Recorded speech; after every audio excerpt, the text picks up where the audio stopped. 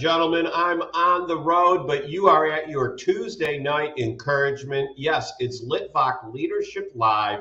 Tonight, my good friend Tim Lord will be joining us, and we're going to be talking about how to overcome, yes, I do have notes, how to overcome the triggers that set you off. But before I bring Tim on, I just want to remind everybody to like and follow Litvak Leadership at all of our social media.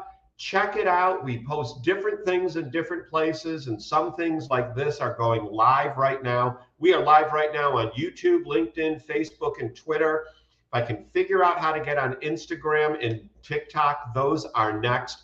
But when we get going, join the conversation. When you like and follow, ring the bell so you get notified of this. We've already got some comments up. Kellen Ann, our guest next week, is already here. It's going to be a great day. So without further ado, let me bring on my good friend, Tim Lord. Hey, Tim, Sean. what's going on? How are you? I am excited as ever. Tim and I were just talking about this very cool technology that he is involved with. So, Tim, in 3 sentences, because we're here to talk about something else, explain what hypersphere is. Well, Sean, before we do that, I have to point out a couple of things. Your countdown made me feel like I was at a deli, so I'm very, very hungry at this point. And that was the first thing. The second thing is I noticed that has the teal gone away? Are we no longer teal at Litvak Leadership? Teal is gone. We are red, white, and blue. We are a patriotic organization at Litvak Leadership. And the last, you dropped the word live. It's Litvak Leadership Live. I mean, are we not doing that anymore here? I'm confused. And I need to work on my upper right-hand logo to have the word live there. Yes, you are correct. I need to fix that. Thank you. Right. All right. So in 3 sentences, I'm blessed to be a partner in the first group of people in a company called Hypersphere based in Atlanta, Georgia. And we are a data protection company. It's based on an algorithm that takes your underlying data and it destroys it so that no one can hack it. But if you hold on to what we call shadows and put it back through the algorithm, your data, whatever it may be, comes back to life. It's basically patented and it's unhackable. So that's my 3 sentences. Maybe four. Very cool technology, which frankly, I would think if someone lost their data, this is how I'm working this in, it would trigger them. It would set them off. And I know as an entrepreneur, being self-employed for years and years and years, as you've told me, you've probably had situations that, set you off in the past. Give me an example of something that used to bother you in the past. Or if you want, I'll go first and tell you about a situation that used to bother me. Why don't you go first? I've got so many after 30 years. So this is only a 30-minute show. Okay, so I will tell you there is this thing called the speed of Sean. And I have come to realize that everyone does not move at the speed of Sean. And frankly, Sean sometimes shouldn't move at the speed of Sean to get things done. Some people are just very laid back and get to things when they get to things. And that, in a business sense, just drove me crazy for years to the point that I would lose my cool sometimes. And have a heart attack. Huh? And have a heart attack. So I didn't actually have a heart attack. They just knew something was wrong. And then when they went in to do, what is that called? They were going to put in stents. They did a heart cath. And that's when they discovered that I needed bypass surgery. Very good. Sean, I don't believe what everyone says. I do believe you do have a heart. Most people think you're heartless. And, I'm on your side. So people that don't move at the speed of Sean is your trigger, right? Yeah. So in business, everyone has their personal triggers, and that is something we probably have to watch so that we maintain our relationships and our friends. But when it comes to business, I just think that I think for my company and in my employees, because in my life it goes client, employees, and then me. All right. That's the way it goes. I just want them to treat, and it happens all the time, not all the time, but it happens frequently that the clients don't treat us same way we treat them. We are all in. We are the employee that you don't pay benefits to. We build relationships that last decades. And if I feel that we are being disrespected, I find a way out of the relationship as professionally as possible. So when you have that client that is just, really verbally abusive sometimes, right? What have you learned over the years to keep your cool? Because I'm sure in your younger days, it was more difficult. Oh yeah, it was. We have. I'm gonna give a little secret away here. At BI, we have a thing we call smiley face, middle finger. Okay. So when a client is being, being tough, whether it be email or whether it be on the phone or on a call or whatever, we say yes, we smile, and then when we get off the phone, we give them the middle finger. So, but we keep the relationship, Right. So when you're a business owner, you have to decide what hill do I want to die on? Do I want to be so right that it costs me the relationship? Because those kind of things maybe they're having a tough day. Maybe things aren't going well for them. Maybe their boss is breathing down their ass and they're taking it out on you. And I'll tell you, if you smile, and even though you may not be happy with them behind the scenes, when you smile and just let it go and say yes, and then get off the phone with them, then you've done what I call you've worked your plan. So how I do with triggers is I prepare for every kind of scenario during a project or something that could happen. Okay. And then I have a plan to make sure that it follows a certain way. And then if it doesn't go well, that's when you pretend. So we plan, we prepare, we plan, and we pretend. And pretend means pretend everything's good, right? We'll take care of it. Thank you for the opportunity. And then you get off the phone and you remove yourself from the situation. So I remember when I first became a Christian, I had this older gentleman who was a mentor to me. And he had me memorize this scripture. And it has taken me years to really understand the significance of it. Be sober-minded and watchful, because your adversary, the devil, walks around as a roaring lion, seeking whom he may devour. Resist him firmly in the faith, knowing that the same afflictions, and the rest of it, I guess that's as far as it goes. But the same afflictions are what other people go through also. Sure. And I really like the imagery of a roaring lion that it has in the word, because we've all been to the zoo watching the lions, and then all of a sudden one roars, and it's like out of nowhere, and it just happens. When you see something come out of nowhere to one of your team members, or even they act out of nowhere, because people do that sometimes. How do you coach them? How do you help them? Well, I'm blessed that my team doesn't react. I think the culture that we've built here, like I'll give you an example. Okay. Today is hot. It's 91 degrees here in New England. It's probably going to be one of the hottest days of the summer. And we're in an old mill building. And there's a couple of times a year that it's either too hot or too cold. But I had a great appointment with an old client that had moved on from us prior to COVID, a college up about a half hour from us.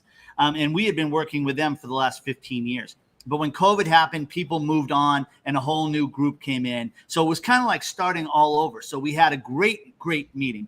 And I was on the way back and I'm like, wow, it's really hot. What can I do to ease their pain a little bit? Because I know they're back here working on all kinds of projects. I stopped and got gallons of ice cream and everything that goes along with it. And we stopped when we got back and we had an ice cream party. And I have built that kind of culture here that, work is not the most important. And so they never react. They never react to a client. How do I handle? Hey, Michelle, how do I handle when a client overreacts? You're a mega minder, right? Yeah, absolutely. All right. So one of the things that the mega minders have really done and taught me is walking, right? So Yeah. Eric and Randy and you and everyone's out walking, So I look at it this way. When a client explodes, we yes them to death, and then we do a virtual walk. We step out of the situation. We tell them we're going to resolve it, and we get back to them in a timely manner. And so overreacting and reacting equally to that lion's roar will get you nowhere, man. Nowhere. If you want to be out of business, if you want to be a statistic that, most businesses don't make it 5 years, then that's what you do. You do not die. Your business does not die because you have to be right. I remember when Megamind, our mastermind group, first got together. We were meeting twice a week, right, on Mondays and on Fridays. And there was a lot of, people talking about struggles that they were going through, whether it was personal situations, job situations, whatever. And, it was really helpful for everyone to engage like that and, cheer each other up. Right. And we still are doing it. We're still doing it, not with the cadence that we did. I love Eric as well. He's a good man. I got a great text from Eric last weekend. Really warmed my heart. But we're not doing it with the cadence that we did. But I think we built lifetime friendships. And no offense to you, Sean, this polished little performance that you're doing right now, 2 years ago, never would have happened. I've seen you grow, not only in your message, but your focus. And, so hats off to all of the mega minders that are still involved, whether you're just, Kellen, family, whether you're just sitting by the sidelines and watching what's going on, or if you're struggling, or there's times that you have changes going on in your life. I think you can always count on the core group of the mega minders to reach out and bend an ear or shoulder as well. So people have gotten so ugly sometimes. When you look at social media, I see social media, Eric kind of makes fun of me because I used to call social media the highlight reel. Now what I call social media is people have forgotten that there's boundaries, and they'll just say anything on social media. Some of the hateful, spiteful comments that people have posted on things that I've posted it shouldn't surprise me anymore. When I post certain things, I just know it's going to happen. But, how do you, I lean into this scripture, which Eric quoted to us last week about, not conforming to the world, but being transformed, and I know you're a man of faith, Tim. So because, you have sent me texts at really opportune moments that you had no idea about. And, what has your faith walk been like that has taken you from conforming to the world?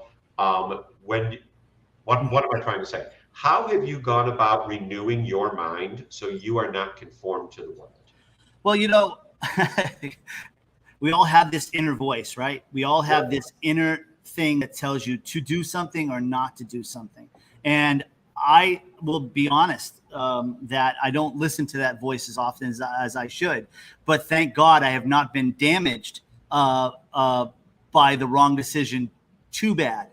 So I promised myself, it's kind of like a shopaholic that goes to the mall and says, I'm going in and I'm buying something. I don't know what I'm buying something, but so if you're really trying to save money and do the right thing, you pick up the thing that you really, really think you want, you put it back down, you walk away.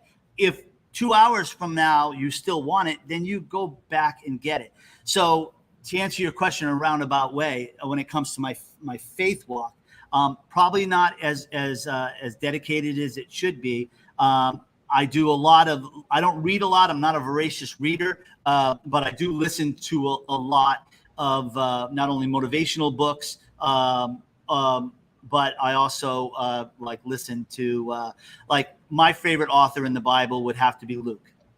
So I listen to Would have Luke. to be who? Luke. Luke. Okay, why Luke?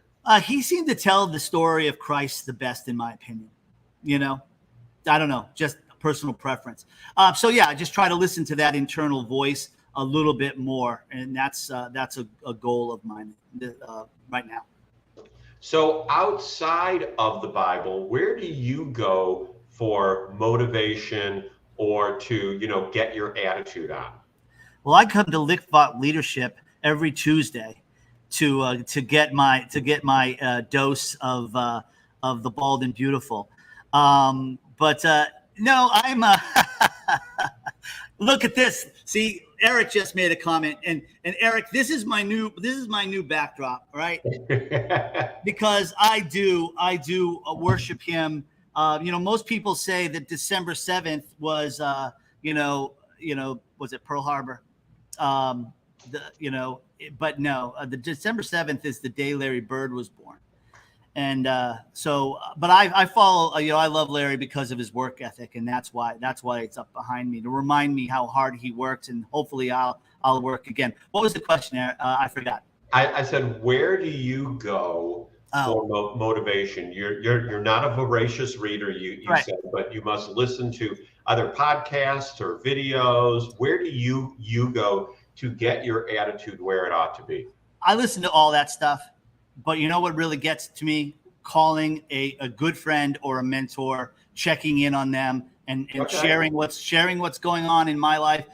Asking. I think a lot of people who call mentors or friends that are so focused on their own problems, they forget to ask a question. How are you? What's going on? How's your business? How's your family? In Kellen's world, how's your pugs? To engage the people that I respect. And then if they say, hey, what's going on? And if I feel led to it, I'll share a scenario that I might be going through, and then help and get their advice on it. That is, I had a colleague that I was so moving quickly on wanting to get things done. He made me, whenever I would come see him, say, you have to say, hi, how are you? What are you working on? How's your day? He's like, you have to ask me those 4 questions before I will do anything for you from now on. And it really had an impact on me, that I had to slow down and think about others. Right. Who is that comedian that does the Family Feud? Steve Harvey. Yes. So you can see some Steve Harvey clips on TikTok. But I watched one yesterday where, when he was really, really young, he had this mentor that called him at 5:30 every morning.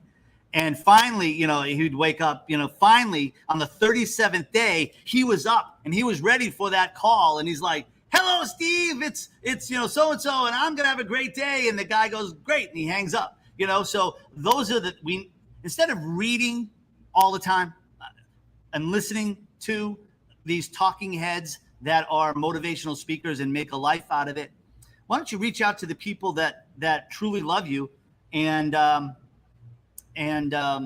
you respect? I can't tell you how many great conversations I've had with Eric Bam over the last 2 years. We talk about pizza, we talk about chicks, we talk about cars, whatever, but sometimes we have really deep conversations, and it's been the same with Michelle. It's been the same with Kellen, so these are people I respect, I care about, and I would do anything for, and I know they would do anything for me, even if it was a 5-minute conversation.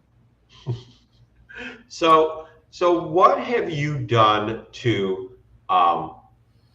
influence change and adjust your foundation over the years that has helped you get through the storms of life? So here, let's talk about COVID, because that's what brought us all together.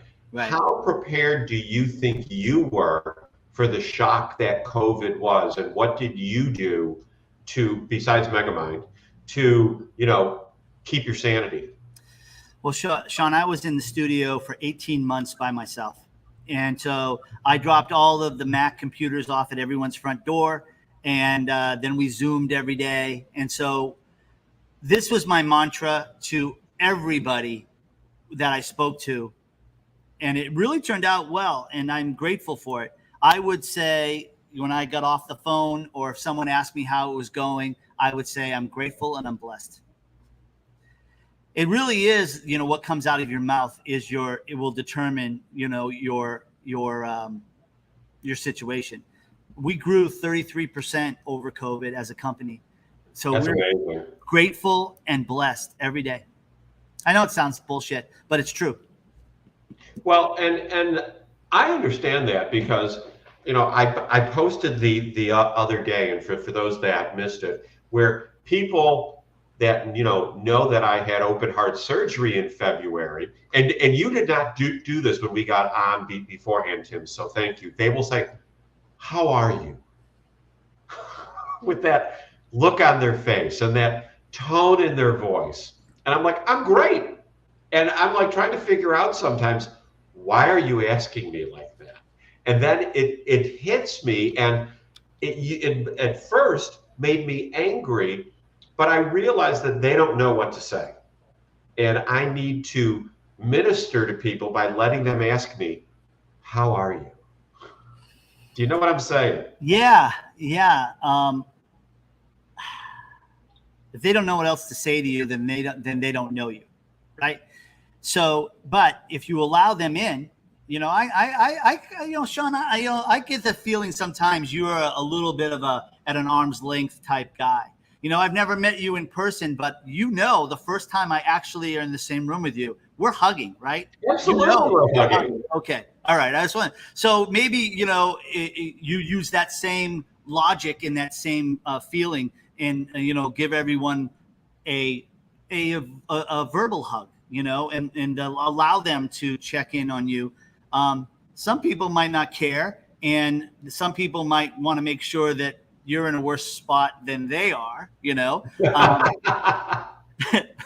but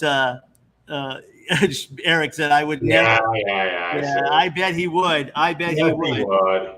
But anyways, I think that you're a wonderful, warm human being, and you have brought me a lot of laughter over the last couple of years, and sometimes.